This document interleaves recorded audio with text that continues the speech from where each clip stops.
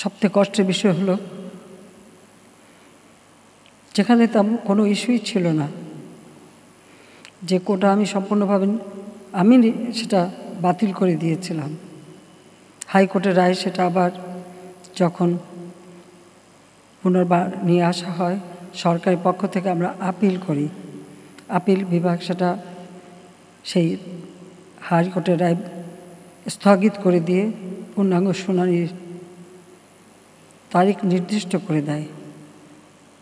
কাজে আবার সেই কোটা ফিরে আসে, যে কোটা আর থাকবে না। আমার জারিকৃত প্রজ্ঞাপনটাই আবার কার্যকর হয়। দুঃখের বিষয়, সেই সময় আন্দোলন করতে যেখানে আন্দোলন প্রতিটি দাবি কিন্তু মেনে নেওয়া হয়েছিল। মূল দাবি কোটা সংস্কার। আবার উচ্চ আদালত অ্যাপিলেট ডিভিশন থেকে সেটা রায়ও দিয়ে দেওয়া হয়, কিন্তু তারপরেও এই আন্দোলনের নামে যে সমস্ত ঘটনা ঘটেছে, ধ্বংসাত্মক কাজ করেছে, তারপরে অনেকগুলি প্রাণ ঝরে গেছে। আমি কোনোদিন ভাবতে পারিনি যে এই সময় এই ধরনের একটা অবস্থার সৃষ্টি হবে, আর সেখানে এতগুলি তাজা প্রাণ যাবে। কারণ স্বজন হারা বেদনা নিয়ে আমি বেঁচে আছি। আমি জানি একজন আপনজন হারালে কি কষ্ট হয়। মানুষ একটা শোক সইতে পারে না। আর আমি তো গোটা পরিবার, আমি আর আমার রেহানা এবং আমরা যারা 15 আগস্ট আপনজন হারিয়েছি, আমরা তো সবাইকে হারিয়ে আছি। তারপরে তো সে হারাবার বেদনা নিয়ে ফিরে এসেছিলাম বাংলাদেশে, যে বাংলাদেশে তখন আমার বাবার ঘাতকরা ক্ষমতায়, যুদ্ধ অপরাধী যারা আমাদের মা বোনকে ধরে নিয়ে ওই পাকিস্তানি হানাদার বাহিনীর তাদের ক্যাম্পে তুলে দিয়েছে, গণহত্যা চালিয়েছে, অগ্নিসংযোগ করেছে, গ্রামের পর গ্রাম জ্বালিয়ে ছারখার করে দিয়েছে, লুটপাট করেছে। তারাই তখন ক্ষমতায় ফিরে এসেছে 15 আগস্ট জাতিপিতাকে হত্যার পর। 6 বছর দেশে আসতে পারিনি, বিদেশে রিফিউজি হিসেবেই আমাদের থাকতে হয়েছে। আমার ছোটো বোনের পাসপোর্টটাও যারা ক্ষমতায় এসেছিল দেয়নি, রিনিউ করতে দেয়নি। 6 বছর পর বাংলাদেশ আওয়ামী লীগ আমাকে যখন সবার প্রতি নির্বাচিত করে ফিরে আসি, আমি ফিরে এসে বাংলাদেশের এমন কোনো অঞ্চল নেই, প্রত্যন্ত অঞ্চল আমি ভ্রমণ করি। কোন দেশে এলাকার মানুষ,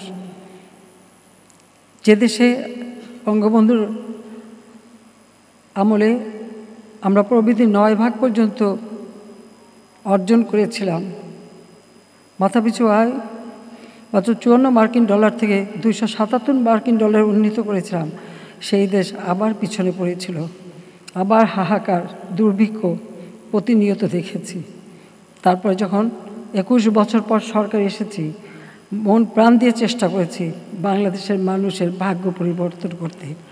প্রথমে খাদ্য নিরাপত্তা, খাদ্য উৎপাদন বৃদ্ধি এবং খাদ্যের স্বয়ংসম্পূর্ণতা অর্জন, সেই সাথে সাথে পুষ্টি নিশ্চয়তা দেওয়া এবং শিক্ষা, স্বাস্থ্য, চিকিৎসা মানুষের দোরগোড়ায় পৌঁছে দিয়ে এদেশের মানুষকে একটা উন্নত জীবন দেওয়া। প্রথমবার 5 বছর, দ্বিতীয়বার এসে 2009 জনগণের ভোটে নির্বাচিত হয়েই সরকার এসে এ পর্যন্ত আজকের বাংলাদেশ আমরা উন্নয়নশীল দেশের মর্যাদা পেয়েছি। আজকে সারা বিশ্বে যে বাংলাদেশ এখন মাথা উঁচু করে কথা বলতে পারে, দাঁড়াতে পারে, বিশ্ব সম্মানের সাথে দেখে, সেই বাংলাদেশে আবার রক্ত ঝরবে, আবার এই ধরনের অস্বাভাবিক অবস্থার সৃষ্টি হবে। আর মানুষের সেবা করবার জন্য যে সকল প্রতিষ্ঠান যেখান থেকে মানুষ সেবা পায়, সেই দুর্যোগ মোকাবেলায় বিশ্বে আমরা এখন রোল মডেল, উন্নয়নের রোল মডেল।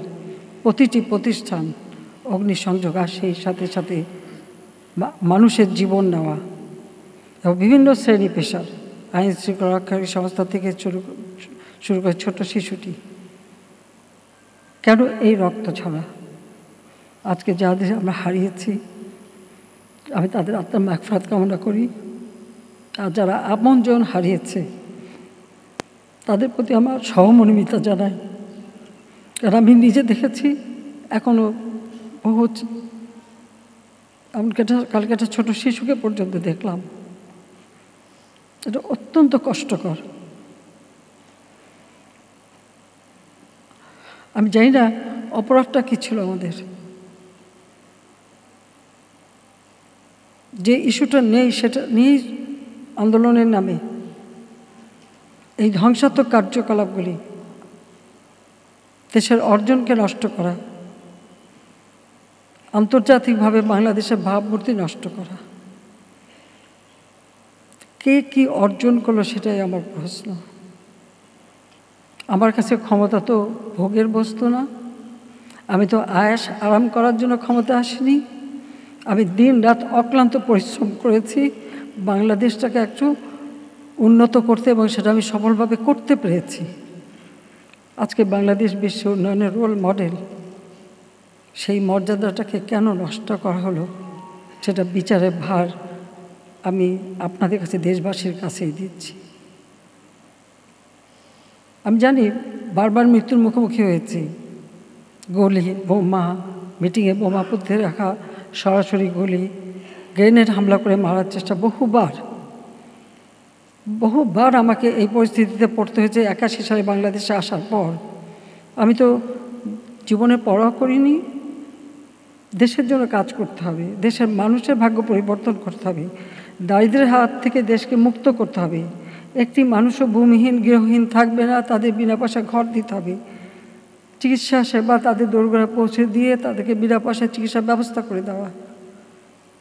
শিক্ষায় প্রত্যেকটা পরিবারকে সহায়তা, বৃত্তি, উপবৃত্তি দিয়ে সহযোগিতা করা, উচ্চশিক্ষার সুযোগ সৃষ্টি করা। অবকাঠামোগত উন্নয়নে আজকে বাংলাদেশের প্রত্যেকটা মানুষ চলাচলের সুবিধা পেয়েছে, আর্থিক সচ্ছলতা অর্জন করতে পারছে, তাদের উৎপাদিত পণ্য বাজারজাত করার সুযোগ পাচ্ছে। তো সেই সময় এই ধরনের একটা ঘটনা ঘটিয়ে একদিকে বাংলাদেশের উন্নয়নকে পিছনে ফেলা, আর একদিকে কতগুলি মায়ের কোল খালি করা। যারা স্বজন হারিয়েছে তাদের প্রতি আমার সহমর্মিতা জানাই। আর এ বিষয়ে ইতিমধ্যেই আমরা জুডিশিয়াল কমিটি গঠন করে দিয়েছি। কারণ দাবির অপেক্ষা আমি রাখিনি, আমি তার আগেই জুডিশিয়াল কমিটি করে দিয়ে, এবং আজকে আবার আমি নির্দেশ দিয়েছি। আমরা একজন জজ সাহেবকে দিয়ে করেছিলাম, সেখানে আমি বলেছি আরও 2 জন জজ সাহেব দিয়ে, আরও 2 জন লোকবল বৃদ্ধি করে দিয়ে, এবং তার তদন্তের পরিধি বাড়ানো। সেই সঙ্গে আমরা জাতিসংঘের কাছে আবেদন করেছি যে আমরা আন্তর্জাতিকভাবে বিভিন্ন সংস্থা আছে, বিশেষ করে বিদেশে, তাদের কাছে আমরা সহযোগিতা চাই যে এই ঘটনার যথাযথ সুষ্ঠু তদন্ত এবং যারা এর সঙ্গে দোষী তাদের সাজার ব্যবস্থা। কারণ আমি জানি যেখানে আমার কোনো ঘাটতি ছিল না, যারা বসেছিল আমি বারবার আলোচনা, তাদের দাবি মানা সব থেকে, আর যার দাবি মানব কি, যেটা আমি করে দিয়েছি সেটাই তো, এটা তো আমারই করা, ইস্যুটা তো আমারই, আমিও আপিল করা হয়েছে অ্যাপেলেট ডিভিশনে। তারপরে এই যে একটা ঘটনা ঘটিয়ে ঘোলাপানিতে মাছ শিকার করে দেশকে পিছনে টেনে নেওয়ার এই চক্রান্তে যারা জড়িত, সেটা আপনাদের খুঁজে বের করা উচিত। ওই 71-এ যারা পাকিস্তানি হানাদার বাহিনীর দোসর ছিল, তাদের চক্রান্ত বারবার আমাদের দেশকে পিছিয়ে নিয়ে গেছে। এটা হচ্ছে সবথেকে কষ্টের, সবথেকে দুঃখের। যাক, আমি যেহেতু স্বজন হারিয়েছি, আমি জানি কষ্ট, তাই আমি যারা আপনজন হারিয়েছেন তাদের প্রতিও আমার সহমর্মিতা জানাচ্ছি। কোনো স্থাপনা ধ্বংস করেছে, স্থাপনা যেগুলি ধ্বংস করেছে সেগুলি তো পুনর্গঠন করা যাবে, কিন্তু যে প্রাণগুলি ঝরে গেল সেগুলি তো আমরা ফিরে পাবো না।